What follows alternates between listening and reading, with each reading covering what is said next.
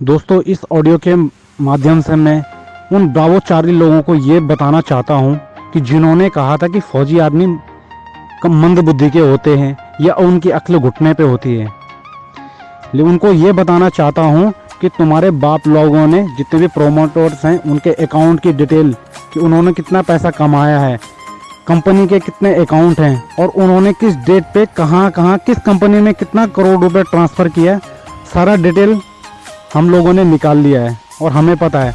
तो उनको पता होना चाहिए कि ये फौजी आदमी क्या कर सकते हैं। और तुम जो कहते हो कि ये मंद बुद्धि के होते हैं या ऐसे होते वैसे होते हैं, पहली बात तो तुम्हें ये पता होना चाहिए कि ये फौजी लोग भी तुम्हारे भाई या तुम्हारे कोई रिलेशन में हैं। हो सकता है अगर आप लोग उनके बारे में कुछ गलत कह रहे हो तो तुम्हारे ख़ानदान में या दूर तक किसी में इतना हिम्मत नहीं होगी जो कि फ़ौज में जाने लायक हो या उसके खून में एक देश सेवा का जज्बा हो। अगर होता तो तुम लोग इस तरीके की बातें नहीं करते फ़ौज के बारे में, है ना।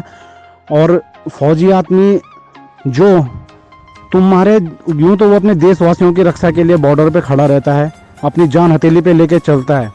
जब घर से जाता है तो उसको पता नहीं कि मैं दोबारा वापस घर आऊँ या ना आऊँ, किस लिए, अपने देश की रक्षा के लिए। और उसमें तुम्हारे जैसे चूतिया लोगों की भी रक्षा होती है जो फौज के बारे में उल्टा सीधा बोलते हैं।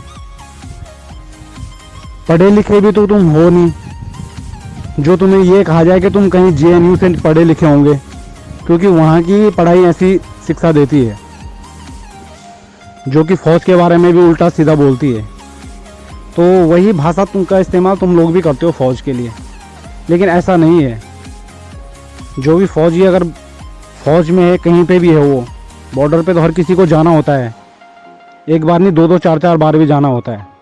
और कईयों की तो सर्विस ही बॉर्डर पे निकल जाती है। उन लोगों को तुम ऐसी कोई अभद्र भाषा बोलते हो तो तुम्हें सोचना चाहिए।